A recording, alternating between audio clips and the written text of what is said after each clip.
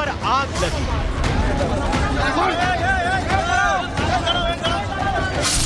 दुकानों में तोड़फोड़ की गई है, रास्ते सुनसान हैं, पब्लिक अफरा तफरी की शिकार है।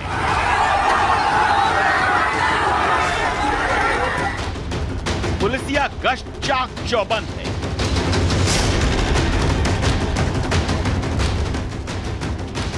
तस्वीरें किसी आपदा जैसी दिख रही हैं, लेकिन ये कोई प्राकृतिक आपदा नहीं, बल्कि वक्फ के विरोध में रची गई सियासी आपदा है, जिसके निशाने पर है बंगाल, बंगाल की सुरक्षा, बंगाल की शांति और बंगाल की सनातनी जनता।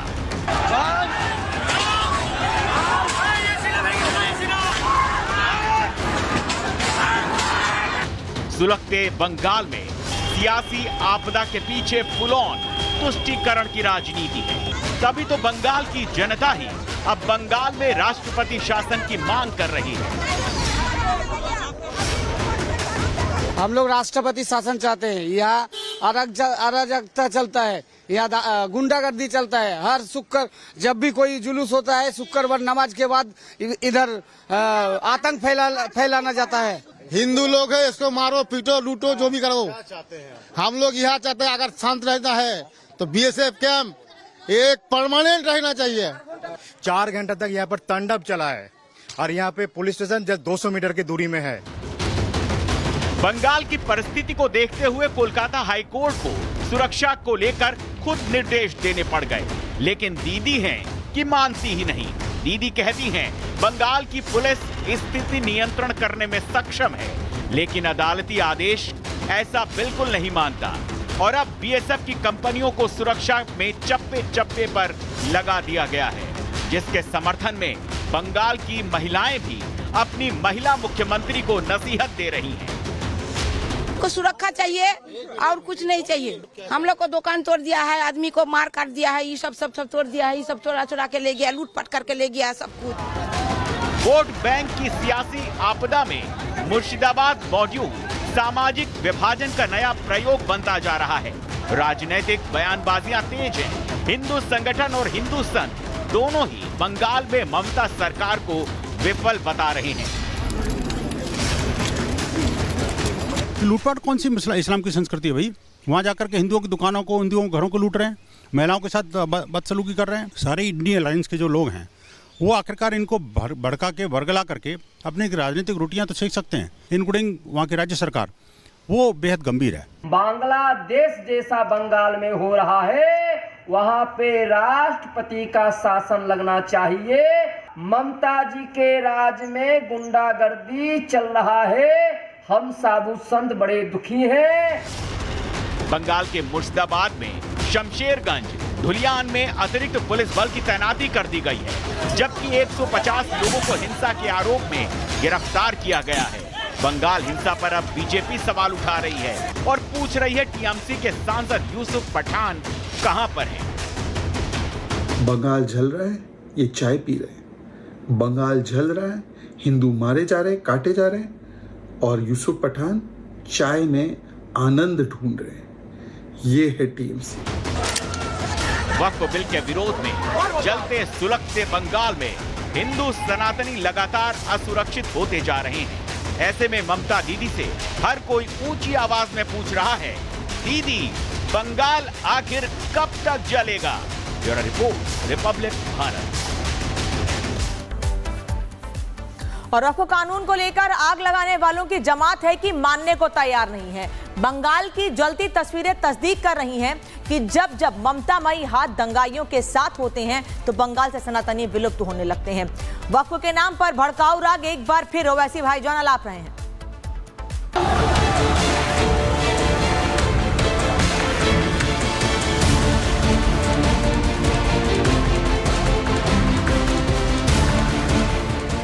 शहर शहर वक्फ कानून के खिलाफ भड़काऊ राग अलापा जा रहा है। माहौल खराब करने वाले रागदारी धमकी, हिंसा, हत्या और पलायन तक उतर आए हैं।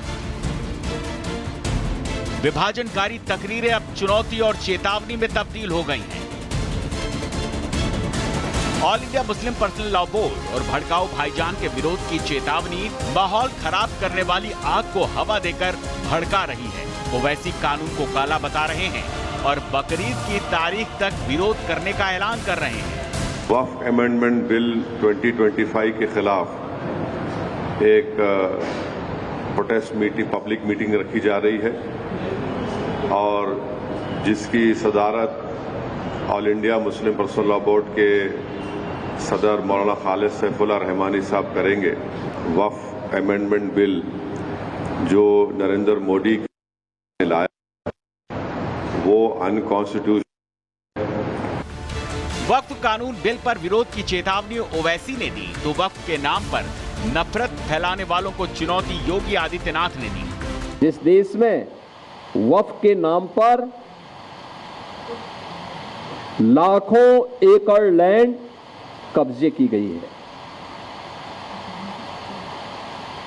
और उनके पास कोई कागज नहीं, कोई राजस्व रिकॉर्ड नहीं, और राजस्व रिकॉर्ड नहीं तो सभी को वापस लेने की कार्रवाई, जब इस संशोधन विधेयक संसद में पारित हुआ है और अब इस पर कार्रवाई हो रही है तो इसके लिए हिंसा भड़काई जा रही है। वक्फ के नाम पर भी मौलानाओं की जमात दो फाड़ में बढ़ती नजर आती है। इसीलिए वो जो असली ईमान रखते हैं वो कह रहे हैं कि वक्फ के नाम पर हो हल्ला, चिल्लम चिल्ली, शोर शराबा वो कर रहे हैं जिनका वक्फ की जमीनों पर अवैध कब्जा है। अब जब पैसे हाथ से रेत की तरह फिसल रहा है तो दर्द पेट में हो रहा है और जुबान अनाप शनाप बोल रही है। क्योंकि यह वक्फ अमेंडमेंट का मामला चल रहा है, इसको लेकर मुसलमानों को, मुसलमान बच्चों को भड़काया जा रहा है और ये कहकर भड़काया जा रहा है कि तुम्हारी मस्जिदें छिन जाएंगी, तुम्हारे मदरसे छिन जाएंगे, तुम्हारा वोट राइट छिन जाएगा, तुम्हें कोई मुसलमान कहने के लिए नहीं बचेगा, ये देश हिंदू राष्ट्र बन जाएगा। तो उससे क्या है कि मुसलमान नौजवान जो है वो कहीं ना कहीं डरा हुआ, सहमा हुआ और सड़कों पर आकर इस तरह की बातें कर रहा है। मैं तमाम मुसलमानों से ये अपील कर रहा हूँ कि धरना प्रदर्शन, एजिटेशन न करें, किसी के बहकावे, उकसावे और भड़कावे में ना आए। इसलिए कि ये जो बिल है, वक्फ संशोधन बिल, इससे आम मुसलमानों को कोई नुकसान नहीं है बल्कि फायदा होगा।